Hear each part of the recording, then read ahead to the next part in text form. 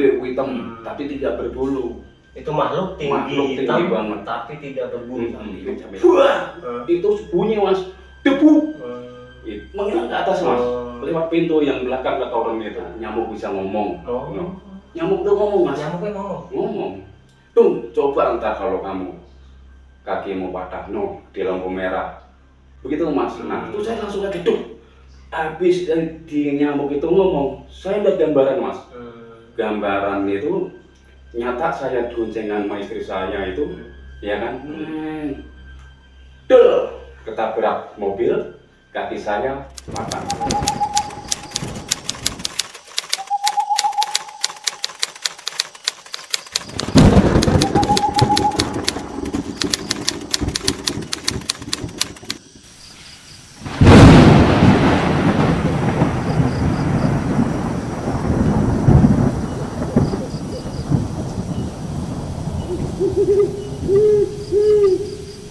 Assalamualaikum warahmatullahi wabarakatuh. Halo para penikmat kisah-kisah misteri dan cerita tentang makhluk astral yang tak kasat mata. Jumpa lagi bersama saya Untung Prasetyo dalam channel Hanya Cerita Misteri. Pada kesempatan kali ini saya ditemani oleh Pak Erik. Beliau ini adalah seorang pengajar ilmu pernapasan di perguruan pencaksilat Sarangtawon. Perguruannya ada di daerah mana Pak? Daerah Tajur Ciledug. Daerah Tajur Ciledug. Nah, Pak Erik ini memiliki sebuah kisah unik, yang mana kisah dari Pak Erik ini belum pernah saya tulis sebelumnya, dan baru di channel ini beliau menceritakan kisah yang berhubungan dengan makhluk gaib. Awal mulanya restoran sudah tutup, semuanya pintu udah kunci. Pas saya duduk sambil merokok, lalu ada tembok seperti dibobok, suara dung dung dung.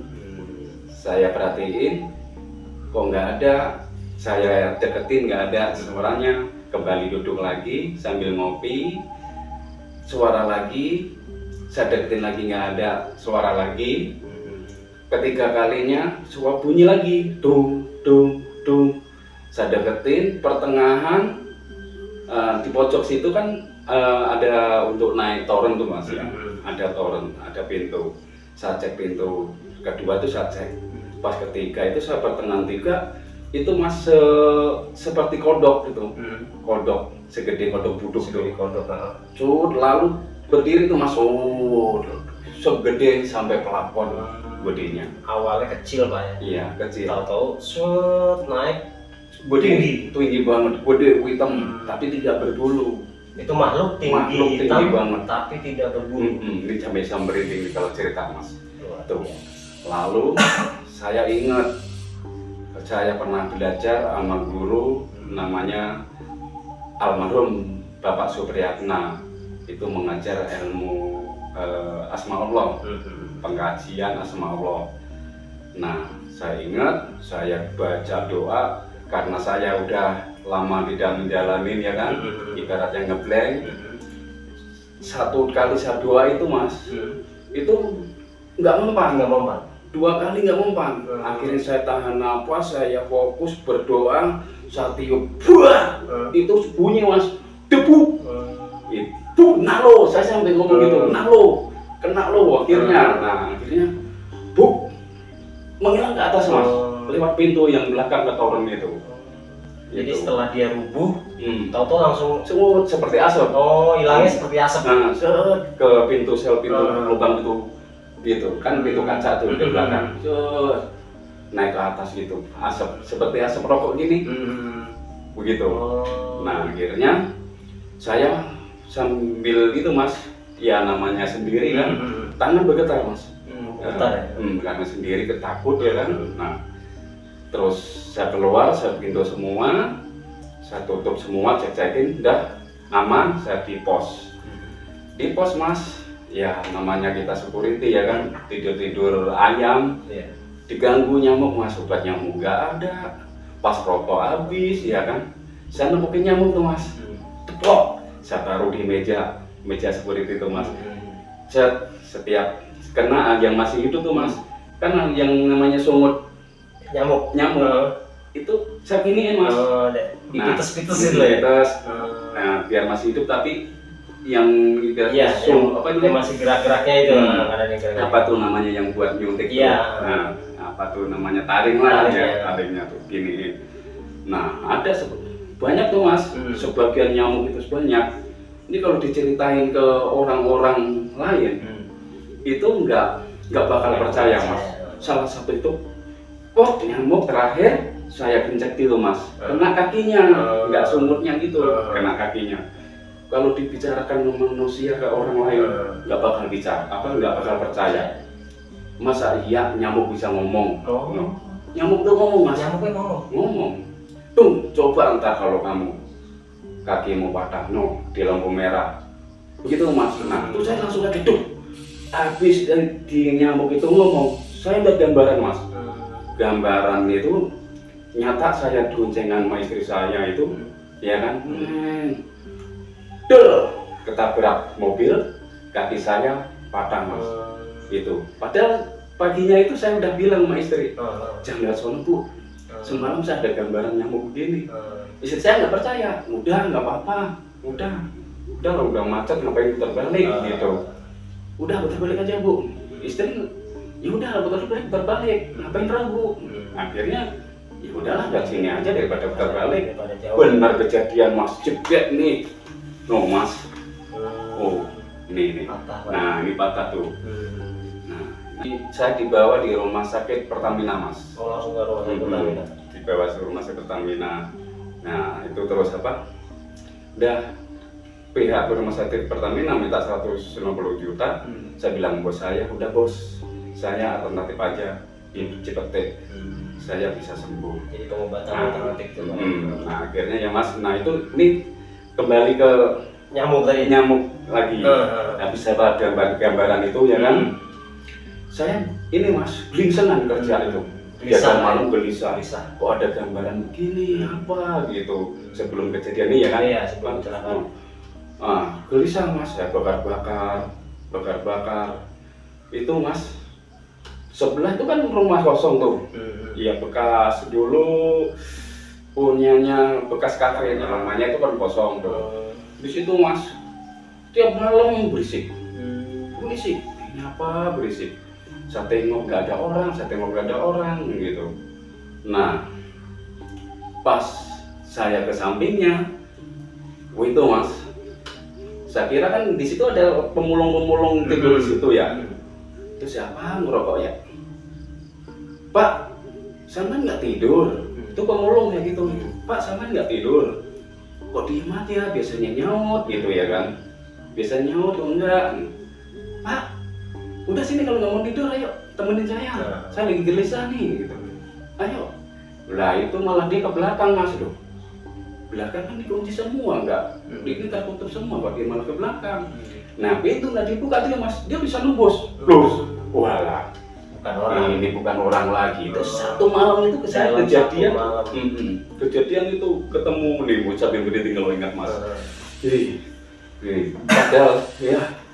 Padahal saya itu mas, ya memang dari kecil saya bisa ngeliat ada makhluk gituan ya kan. Ya dari kecil yang namanya siang-siang masa disuruh buang sampah sama ibu saya. Buang sampah deh, namanya kebun kan. Dibikin lubang gitu ya. Nah nantinya dia dibakar di lubang itu gitu.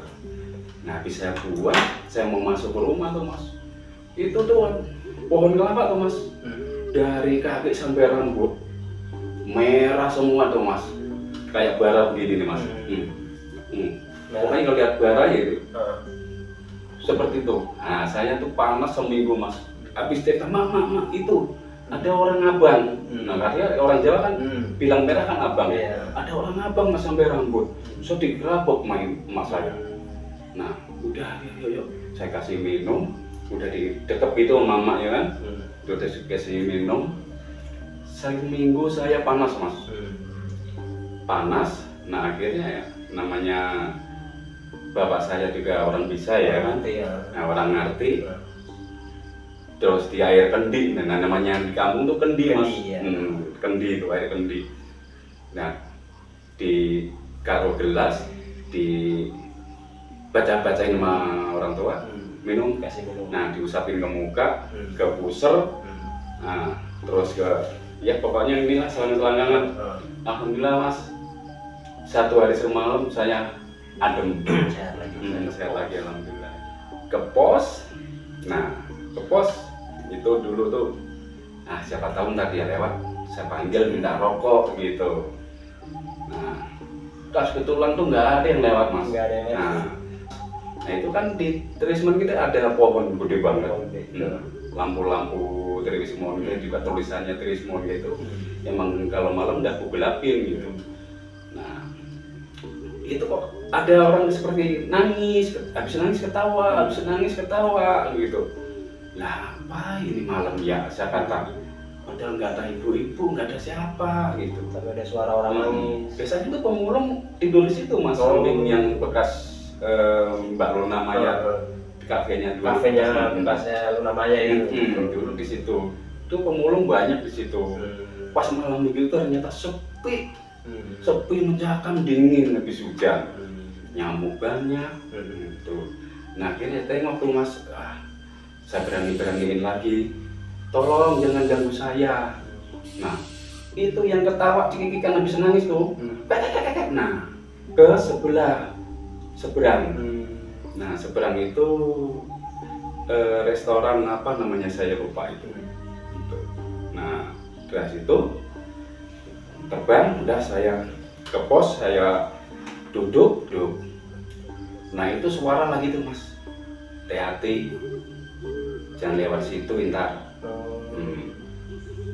Kayak ada bisikan gitu. Nah itu saya tidur ayam tuh, hati-hati ntar jangan lupa jangan lewat situ gitu. Nah pas itu nah istri kan kerja di Amerika kan, istri kerja Amerika, udah pagi dia jemput, ya udah kamu duduk dulu, saya nunggu sip, tukar sip datang gitu. Habis itu tukar sip, ya kan, habis tukar sip, aku lupa cerita sama istri ya kan, lupa istri, jangan lewat sana bu, saya ada gambaran jelek, cuma gitu doang, tapi nggak cerita kalau ada nyamuk bisa ngomong, itu nggak cerita gitu. Nah akhirnya ya benar, malah tadinya udah mau putar balik karena macet, istri juga udah kalau mau putar balik kan gitu ya kan. Lah nggak tahunya itu saya yang udah persis tahu ada gambar gitu, kenapa aku terjang gitu. Nah kejadian itu begini mas, iya kan, kejadiannya nih pas aku tabrakan itu lampu merah mas, namanya ini kan belakang pada titik-titik kan. Nah emang saya ngelewatin garis, nah ngelewatin garis itu seperti orang itu jalan motor, orang-orang jalan, saya ikut begitu karena kita ketutupan lampu merahnya, ketutupan.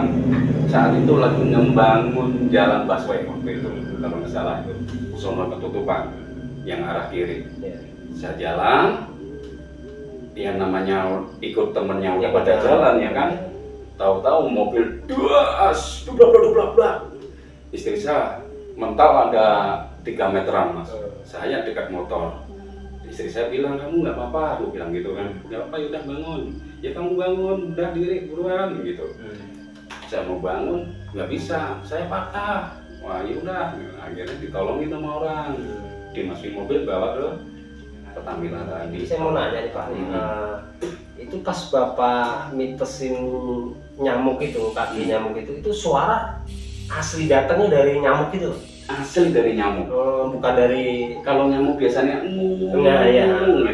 Itu tuh pas saya pites itu, coba ntar kalau kaki lo patah, kata nyamuk begitu. Nah, nyamuk kok bisa ngomong gitu. Saya sendiri gitu, makanya aku bilang tadi sama mas, kalau dibicarakan ke orang lain, masa iya nyamuk bisa ngomong? Gitu. Tapi nyatanya ya mau ngomong. Saya yang mendengar gitu loh. Saya yang mendengar sampai saya itu gambaran tabrakan ada nih. Buktinya ini nih. Ini sebagai bukti untuk Jadi setelah Bapak Pites nyamuk ngomong itu tiba-tiba langsung plus gitu kelihatan di benak Bapak gitu ya. Nah itu habis dia ngomong gitu ya kan, habis ngomong saya kan kaget ya kan. Nah kaget, nyamuk kok bisa ngomong, saya hanya berpikir gitu. Nah kira-kira 1 menitan itu baru tuh ada gambaran. Nah kok ada gambaran tabrakan di sini saya gitu. Kok ada tabrakan di sini, tapi istri saya mental gitu ya kan. Tapi saya nggak apa-apa tabrakan itu mas gitu, nggak ada gambaran patah, hanya tabrakan gitu. Nah pas kejadiannya, astagfirullahaladzim kalau saya ingat gitu, ya emang kejadian itu emang nggak disangka-sangka ya, kita nggak tahu, tapi udah dikasih gambaran kenapa saya laluin gitu. Itu makanya kalau yang aku kata itu, kalau dibicarakan nyamuk tadi dia omong ke orang nggak percaya, terus ada gambaran udah tahu kenapa dilaluin itu, ya emang udah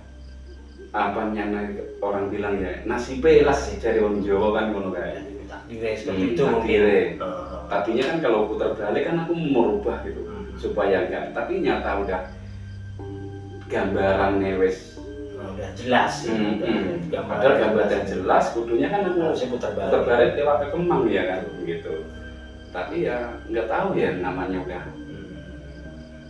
pikiran habis belum tidur istri udah ngomel wang kayak gambreng.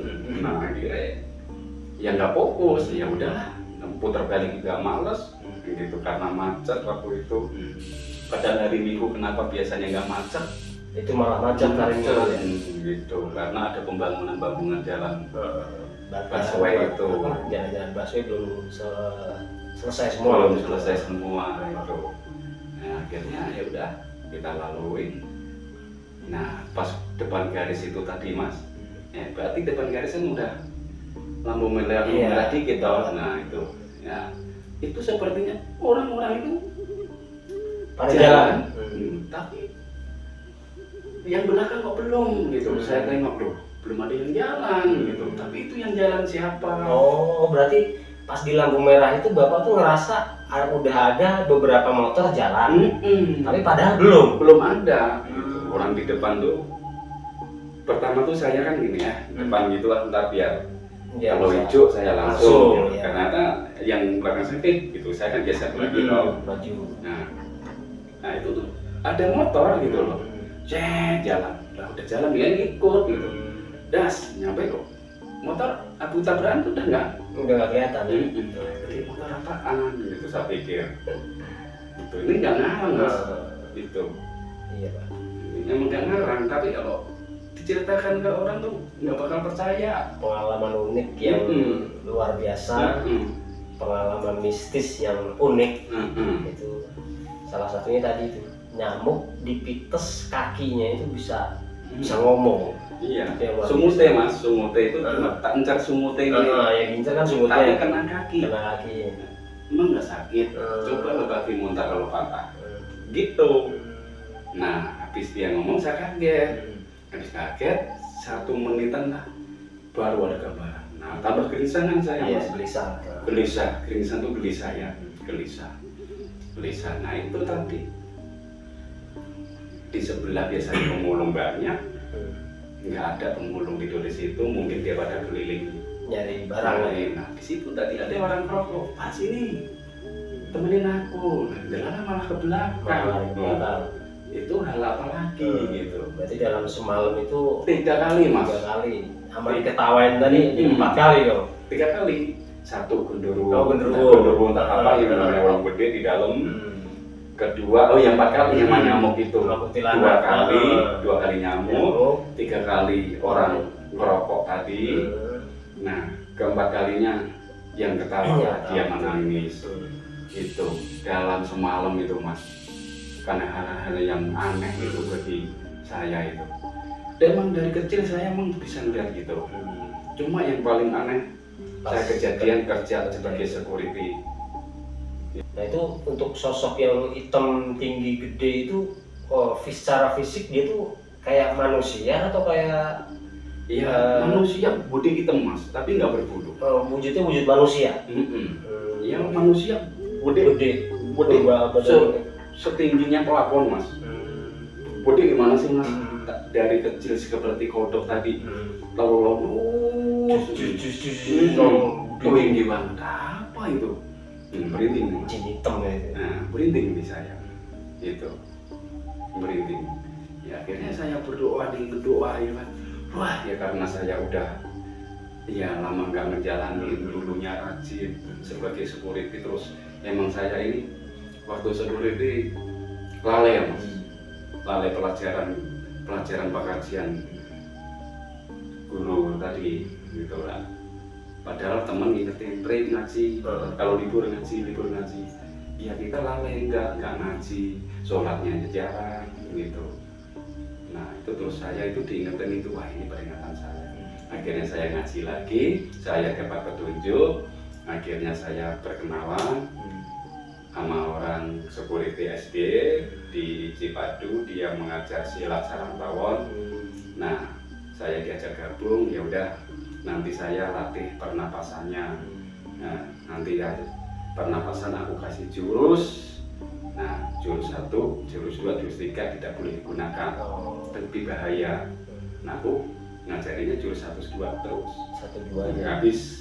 Habis belajar, aku suruh pada mandi, ambil air wudhu, sholat aja. Tuh.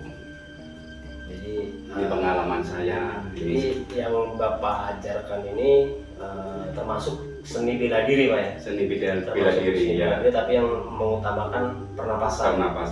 Karena pernapasan ini bisa mengentak lawan Mas. Kayak tenaga dalam. Itu. Untuk yang berdomisili di sekitaran daerah Ciledug, Tajur, bisa yang berminat untuk belajar ilmu pernapasan ini bisa menghubungi Pak Erik langsung, nanti nomornya akan saya sertakan di deskripsi video. Jadi untuk berbagi ilmu aja Pak ya. Berbagi ilmu. Belajar sama-sama. Iya. Silat Betawi kuno. Cingkrik, beksi. Enggak, ini Betawi. Oh, Betawi lebih kuno lagi. Lebih kuno. Karena kita mengembangkan kesenian budaya silat Betawi kuno. Silat Jawa kuno yang kita ambil, karena supaya kuno-kuno itu yang nggak hilang. Iya, biar nggak punah lah. Nah, biar nggak punah. Jadi kita melestarikan tradisi pencaksilat dari zaman dahulu lah. Zaman dahulu, alhamdulillah saya kemarin pas milad ngundang Madiun ya ada yang kuno. Nah, alhamdulillah terus di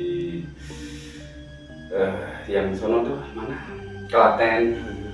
Nah, Klaten ada kuno juga. Di silat Jawa dari Bandung saya panggil, itu saya undang pas milad. Ini alhamdulillah udah milad ketiga, itu saya undang-undang, alhamdulillah pada silaturahim akhirnya kita membentuk sebagai komunitas grup sampai ke Jabodetabek tadinya. Alhamdulillah sekarang udah nyampe Nusantara. Itu. Nah, berarti udah persilatan ini udah internasional. Alhamdulillah kemarin pas Piala Wakil Presiden di Tamang ini padepokan kita memegang 1, 2, 3 juara kita pegang. Medali emas dan perak kita pegang. Terus kemarin di Cina juara 1, 2 di Cina. Oke, jadi sekali lagi buat teman-teman yang mau bergabung atau ikut belajar bela diri kuno dari Betawi Pak ya? Iya. Bisa nanti menghubungi Pak Erik langsung Pak ya, nanti bisa. Nomornya saya sertakan di deskripsi video. Iya. Pak Erik. Oke, pengalaman yang luar biasa, dan baru ini saya mendengar cerita yang berbau mistis tapi juga unik gitu. Jadi luar biasa sekali pengalaman dari Pak Erik ini. Horornya ada, misterinya ada, mistisnya ada, pokoknya lengkap lah cerita dari Pak Erik ini. Oke Pak Erik, terima kasih atas cerita yang diceritakan ini. Dan sekali lagi dalam pembuatan video ini tujuan kami hanya menghibur ya Pak ya, untuk berbagi pengalaman, berbagi kisah tentang makhluk-makhluk yang tak kasat mata yang ada di sekitar kita. Jadi tidak ada maksud untuk mendiskreditkan seseorang atau sebuah daerah. Gitu, Pak Erik. Jadi sekali lagi terima kasih buat Pak Erik untuk kisahnya luar biasa. Dan saya Guntung Prasetyo pamit undur diri. Jangan lupa like, share, dan komen setiap tayangan dari video yang hadir di Hanya Cerita Misteri. Wassalamualaikum warahmatullahi wabarakatuh. Waalaikumsalam. Terima kasih Pak. Ya, sama-sama.